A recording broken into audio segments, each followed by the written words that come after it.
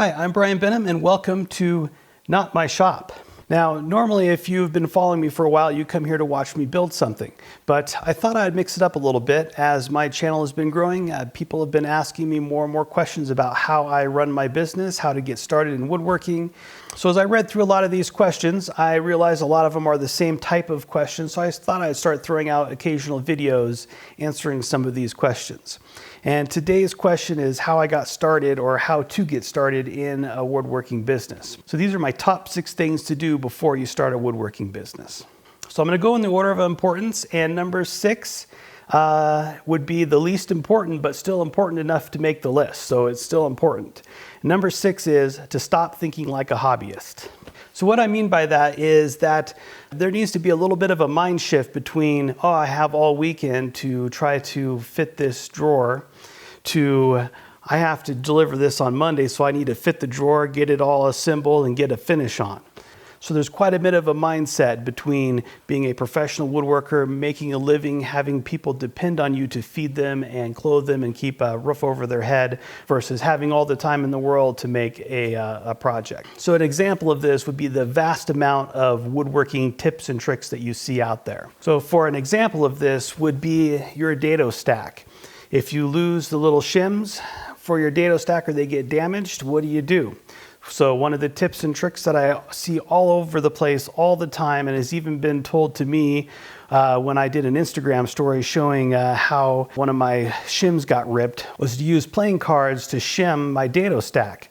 Well, if you look at any quality dado stack, it comes with a chart and different thickness of shims, and it tells you what cutters to use with what combination of shims to get that perfect 15/16 cut or whatever width you're trying to go for. So if you take a playing card that you don't know the thickness of and try to shim your dado stack, you're going to have to be trying all kinds of different combinations to get close, and you might not even actually nail the exact width you want for a nice, good, snug fit. And this is just a totally unnecessary waste of time tip to be fumbling around with playing cards, especially in the year 2021 when you can literally go to the internet, put in the model number of your dado stack with the word replacement shims, and order replacement shims for about the same price of a deck of cards. So be mindful as you're going along in your woodworking journey. Is this tip geared towards the hobbyist that's got all the time in the world to sit every weekend fuddling around playing with playing cards instead of getting down to the business of woodworking? Or do you need to get a dead-on, dead accurate dado every time with some shims that were built for the purpose? Number 5, know your numbers. Now, if you need to build a dresser and you say, that dresser is going to take me a week to build, and you charge your client a week's worth of labor, and then you get into it and it ends up taking you 2 weeks to build, you just worked a week for free. And you can only do that so many times before you can no longer pay your mortgage. So know your numbers, and how to do that would be to start tracking your time. If you know this project has 200 board feet in it, keep track of how long it takes you to joint and plane 200 board feet of lumber. If it has 10 mortise and tenons in it, keep track of how long it took you to cut all those mortise and tenons.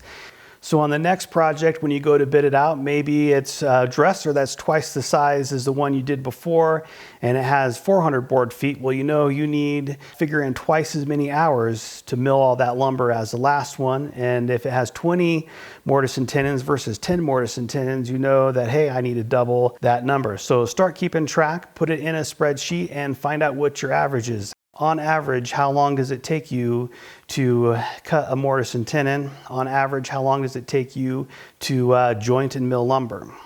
And whatever else, how long does it take you to dovetail drawers? And just make a list of all the things that you do and just keep in track. So that way, when you go to bid a job, you know that if it takes 40 hours on your spreadsheet, that it should take you 40 hours in the shop, or pretty darn close.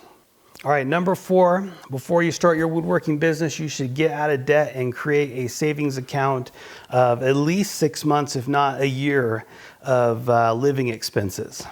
Anybody that's been in business for any length of time is going to tell you that you have up months and down months. Some months you'd make a ton of money, some months not so much. And that's just how the nature of business goes. People that make Christmas ornaments, of course, sell a ton of Christmas ornaments at Christmas, but not so much in the summer. So you want to have some kind of savings account built up so you can handle the ups and downs of your income. And if you have a ton of debt, you're going to struggle on those low months to make sure all those bills are paid and paid on time, so it doesn't affect your credit and late payments start to add up. Those just swallow up more of your cash that you don't have a lot of. So get out of debt and make a savings account for at least 6 months, if not a year, so you can go a full year without worrying about the ups and downs of the business. And then if you deplete some of that savings on a down month, when you have an up month, one of your first priorities is to replenish that savings account, so you are back to having a full year of savings, so the next year you can survive without worry. Right, number 3, start thinking about ways you can create multiple sources of income from different places. My main bread and butter is building commission projects for clients, but this YouTube channel does make me some money. So if I have a bad month where maybe I did not know my numbers, like I suggested in number 5, and it took me 2 weeks to build something that I took for a week, I have still other income coming to help supplement my main source of income. So that kind of helps flatten out the lows in the income and makes the highs even higher. So come up with multiple sources of income. So as I mentioned, this YouTube channel makes me money, and YouTube just turned on the membership platform for me, so I turned that on. And if you would like to become a member of this channel to help support what I do and learn more from me, and if you like this kind of video, I will make more of these videos for my members. And I plan on making more than just business type content. I plan on making how-to woodworking content. When you watch one of my videos, it's a 10-minute video, maybe a 20-minute video, but that is a compressed version of the 40 or 50 hours it actually took to build that project. So on my membership side, I'm going to share some of my tips and tricks that don't always make the cut, or show you some things that I'm working on for future projects.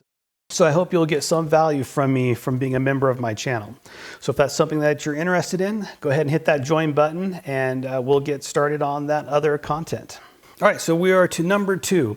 Now, I really struggled between number 2 and 1 on this because both of these are super important to having a successful business. If you don't have a continuous flow of clients coming in at the right price, you are going to struggle. So number 2 is build your portfolio, and build your portfolio with a purpose. If you're just making a shaker table like all the other shaker tables out there, you will constantly be competing on price. It'll be a race to the bottom on who can make the cheapest shaker table. Your portfolio is your everything. It's what you're going to take to your clients to tell the story about you. Not just the furniture you make, but about you, about the type of clients you like to work with. It is everything.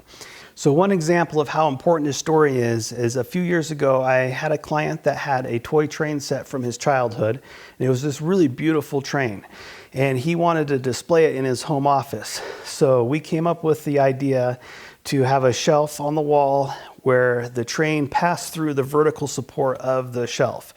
It turned out really cool. He was really happy with it, and I was able to become a part of the story. So he'd had this train from his childhood. He had a lot of fond memories playing with it. We were able to display it in a manner where my design and the piece that I built interacted with the train becoming part of his story. Those things are the things that clients really like to hear. That's the difference between selling a coffee table for $1,000 versus $10,000. If you're able to incorporate a story of your life, of the client's life, have some kind of greater purpose to the furniture you build, you will be able to charge a livable wage for your furniture and be a successful furniture maker versus always competing on price, building the same thing that everybody else is building. And that leads us to the number one thing when you start your woodworking business is to stop comparing your prices to the big box stores and stop comparing your designs to the big box stores. Comparing a design to the big box store is just a race to the bottom. Comparing your price to a big box store is just a race to the bottom. You will never make any money trying to build what the big box store has. So if you take IKEA, for example, they own their own forest. So it is going to be really difficult to compete with IKEA on materials. So then if you look at labor, if you're in the US, your cost of living is a lot higher than someone else's cost of living in another country. So if you're trying to compete on labor, they have a much cheaper workforce than what you can possibly survive on. So don't compare your prices to the big box store. You're just going to be undervaluing your work, and you'll just always be broke trying to build at that low price level. And another thing that I think a lot of people make is they assume if they can't afford to buy a $10,000 table, no one else can afford to buy a $10,000 table. So then they would never price their work at a $10,000 table. But there are people out there that can afford the $10,000 table, and they appreciate the value in the $10,000 table. They appreciate the handmade effort. They appreciate the artistry. And this goes back to creating your portfolio with a purpose. Create it with a story. Have a story to tell with your furniture, and they will appreciate that furniture and be willing to spend $10,000 for you to build them a table. So it's all in perspective. Just because you can't afford a $10,000 table doesn't mean there aren't clients out there that are willing to spend that money for you to build it for them. So those are my 6 tips. Thank you for sitting through this entire video. If you decided to join as a channel member, thank you very much for your support. And I should have a new project video out here shortly. Thank you. Have a good day.